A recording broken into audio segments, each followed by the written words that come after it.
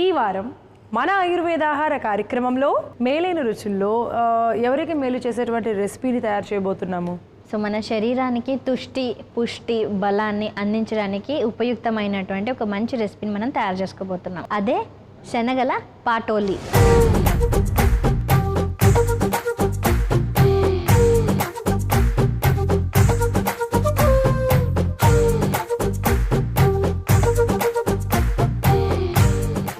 సంజీవినీలు ఎవరికి సంజీవిని లాంటి ఔషధాన్ని అందించబోతున్నారో అడిగేద్దాం మ్యామ్. సో ఎవరికంటే మనకి సీజన్ మారినప్పుడల్లా ఋతువు మారినప్పుడల్లా జలుబు దగ్గు వస్తూనే ఉంటుంది.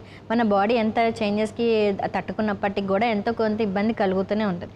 కాబట్టి ఆ సమయంలో మనకి మంచిగా ఔషధంలాగా ఉపయోగించే ఒక కషాయం ఇవాళ మనం తయారు చేసుకుందాం. సో అదే వాస దశమూలాది కషాయం.